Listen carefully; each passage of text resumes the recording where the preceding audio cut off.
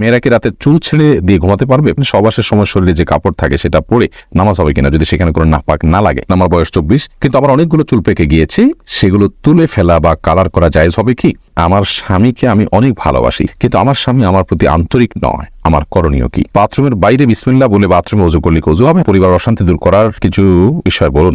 নামাজের তেলাওয়াত ভুল হলে সজদা করতে হবে কিনা? ওযু করে শুয়ে থাকলে কি ওযু ভেঙে যাবে? নামাজ পড়ার সময় কারো সামনে দিয়ে গেলে কি গুনাহ হবে? আমার বাবা নেই, আমার বিয়ের উকিল কে হবে? মৃত ব্যক্তির পক্ষ থেকে রোজার নিয়ত করলে তাদের আমলনামায় সওয়াব পৌঁছাবে কিনা? জামাতে প্রথম কাতারে ফরজ নামাজ আদায় করার সময় যদি ওযু ভেঙে যায় তাহলে করণীয় কি?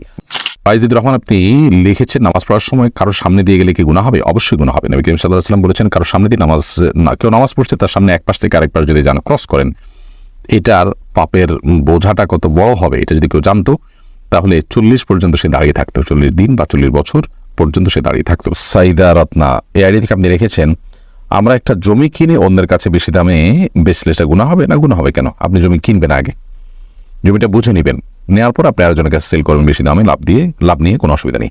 আজিয়াদ লাবিব আপনি লিখেছেন সপ্তাহের সময় বৃহস্পতিবার রোজা রাখা সুন্নত, মৃত ব্যক্তির পক্ষ থেকে রোজার নিয়ত করলে তাদের আমল নামে সওয়াব পৌঁছাবে কিনা?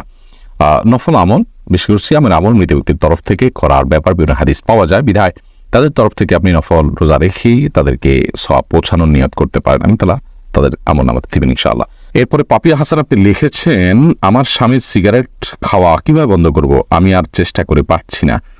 আপনি আপনার চেষ্টাকে অব্যাহত রাখুন, সেই সাথে দোয়াও করুন, তবে তার এই পাপের বোঝা তিনি বহন করবেন। আপনি আপনার চেষ্টা করেছেন, দাওয়া পেশ করেছেন, আপনি চেষ্টা করে যাচ্ছেন, এবং স্বামী স্ত্রীর মধ্যে একে অন্যের কাছে আর্গুমেন্ট করে দাবি আদায় করা যে কোনো জিনিস অনেক বেশি সহজ। কিছু অমানুষ এবং একান্ত কিছু আপনার শক্ত হৃদয়ের মানুষ হলে তাদের কথা ভিন্ন।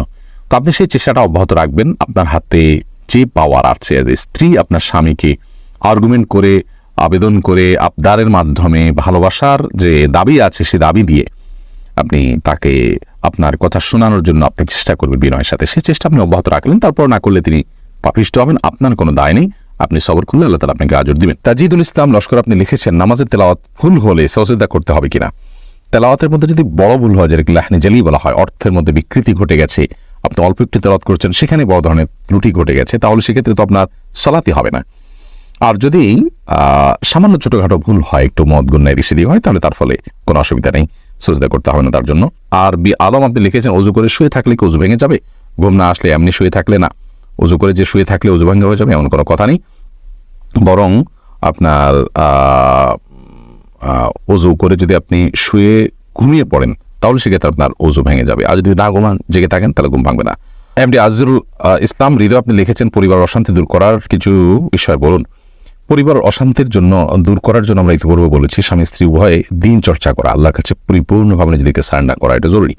এটা না হলে অশান্তি কখনো দূর করা সম্ভব নয়। যখন আমরা আল্লাহর কাছে সারেন্ডার করা শিখবো তখন আমাদের মধ্যে ধৈর্য আসবে, আমাদের মধ্যে সবর আসবে, আমাদের মধ্যে অল্প তুষ্টি আসবে, আমাদের মধ্যে একজন অন্যজনকে মেনে নেওয়ার মানসিকতা আসবে। নবী করিম সাল্লাল্লাহু আলাইহি ওয়াসাল্লামের পারিবারিক জীবনকে আমাদের স্টাডি করা উচিত, কিভাবে তিনি পারিবারিক জীবন যাপন করেছেন, কতটা ধৈর্যের সাথে তিনি এই পরিস্থিতিগুলোকে মোকাবেলা করেছেন যেগুলোর সম্মুখীন আমরাও হয়ে থাকি, সেটা আমাদের স্টাডি করা দরকার।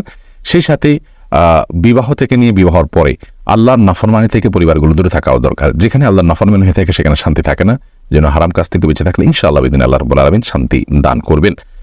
নাজমুল হোসেন আপনি লিখেছেন আমি ভারত থেকে বলছি, অপবিত্র অবস্থায় কি ওয়াজ শোনা যাবে? কোনো অসুবিধা নেই। এরপরে এআর তানজিন আপনি লিখেছেন বাথরুমের বাইরে বিসমিল্লাহ বলে বাথরুমে ওযু করলে ওযু হবে, কোনো অসুবিধা নেই। সূরা পারবেন আপনি ইউটিউবে আমাদের এখানে প্রশ্ন করেছেন আমার বাবা নেই, আমার বিয়ের উকিল কে হবে?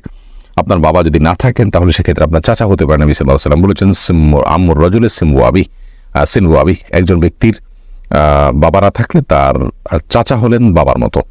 আপনার দাদা যদি থাকেন তিনি আপনার অভিভাবক হতে পারেন, বড় ভাই থাকলে তিনি আপনার অভিভাবক হতে পারেন, আপনার রক্ত সম্পর্কীয় আত্মীয়দের মধ্যে থেকে যারা আছেন তাদের কেউ না কেউ আপনার অভিভাবক হতে পারেন। তারা কেউ যদি আপনার অভিভাবক হওয়ার মতো না থাকেন বা তারা কেয়ার না করেন বা আপনার অভিভাবকত্ব তারা করতে না চান, কোনো আগ্রহ তাদের না থাকে, এরকম যদি হয় তাহলে সেক্ষেত্রে আপনার মামা থাকলে তিনি হতে পারেন, বা আপনার মহল্লার মসজিদের কোনো ইমাম সাহেব আলেম থাকলে তিনি আপনার অভিভাবক হতে পারেন।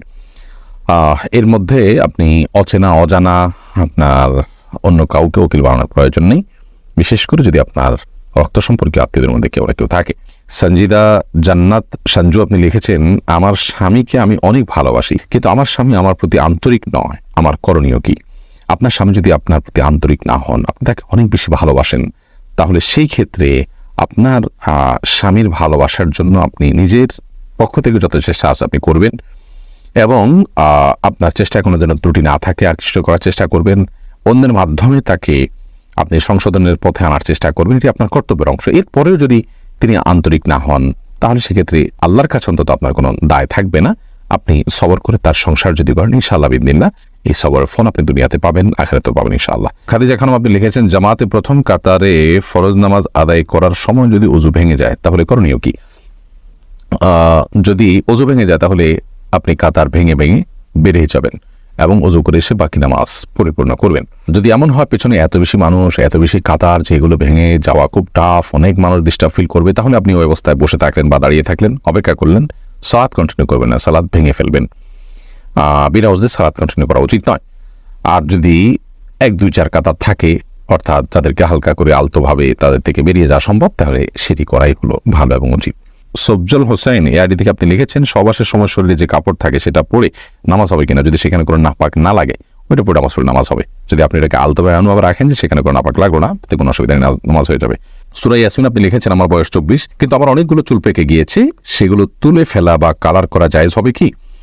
বোন সুরাইয়া, প্রথম কথা হলো যে চুলের যে কালার, এই কালারটা আপনি করতে পারেন কালো ছাড়া অন্য কোনো কালার। আজকাল চুল পেকে গেলে মেহেদির যে কালার হয়ে থাকে সেটা যেমন করা যেতে পারে, তেমনিভাবে অনেকের চুল সাদা না হলেও চুল সাদা হলে মেহেদির কালার আপনি করতে পারেন। চুল সাদা হওয়া ছাড়াও অনেকে স্টাইলের অংশ হিসাবে মেহেদি কালার করে এবং দেখতে সুন্দর দেখায়, সিল্কি দেখায়। তো আপনি এইভাবে যদি কালার করেন সেটা আপনার জন্য জায়েজ আছে, কারণ নবী করিম সাল্লাল্লাহু আলাইহি ওয়াসাল্লাম বলেছেন, গায়রু হাদা শাই ওয়াজানিবুস সাওয়া, তোমরা তোমাদের সাদা চুলকে পরিবর্তন করো অন্য কালার দ্বারা, তবে কালো বা ব্ল্যাক কালার অ্যাভয়েড করবে। এর পাশাপাশি সাদা চুল যেগুলো পেকে যাওয়া চুল, সেগুলো তুলে ফেলা আমাদের স্বাস্থ্যের জন্য ভয়ঙ্কর ক্ষতিকর। এ বিষয়ে আমাদের একটা বক্তব্য আছে এবং আজকের বিজ্ঞানও এ বিষয়ে আপনার একমত যে সাদা বা পাকা চুল এটা মানুষের তুলে ফেলাটা তার জন্য নানা দিক থেকে ক্ষতিকর হতে পারে। তো সেজন্য এই কাজটি করা যাবে না। আর কালো কালার করা যাবে না, কারণ তাতে এক ধরনের বয়স লুকানোর প্রচেষ্টা থাকে। এখন কেউ প্রশ্ন রাখতে পারেন, তাহলে একজন তরুণ, তিনি তার বয়স লুকানোর কিছু নেই, তিনি আসলেই তরুণ, তাহলে সেক্ষেত্রে তিনি ব্ল্যাক করতে পারবেন কিনা? তো এর ব্যাপারেও জমহুর উলামায়ে কেরামের বক্তব্য হলো করতে পারবে না। কারণ হলো নবী করিম সাল্লাল্লাহু আলাইহি ওয়াসাল্লামের যে হাদিস আছে, সেই হাদিসটা ব্যাপক, তিনি কোনো বয়সের জন্য ফিক্স করেননি। তার এই নিষেধাজ্ঞার পেছনে অন্য কোনো হেকমা বা রহস্য থাকতে পারে। সেজন্য যুবক হোক আর বৃদ্ধ হোক, সকল বয়সের মানুষ চুল পেকে গেলে সেটাকে ব্ল্যাক ছাড়া অন্য কোনো ন্যাচারাল কালার দ্বারা কালারফুল করবেন, যে কালার মাধ্যমে চুলের উপর আলাদা কোনো স্তর বা লেয়ার পড়ে না, এরকম যে কোনো কালার তিনি করতে পারেন, কিন্তু ব্ল্যাক কালার দিয়ে পরিবর্তন করবেন না। যদিও কোনো আলেম বলেন যে না, বয়স যারা তরুণ তারা তো আর লুকার কোনো অপশন নেই, বিধায় তারা ব্ল্যাক কালার করতে পারবে, কিন্তু এই মতটি সংখ্যাগরিষ্ঠ ওলামাদের মতের বিরোধী এবং পরিপন্থী মত।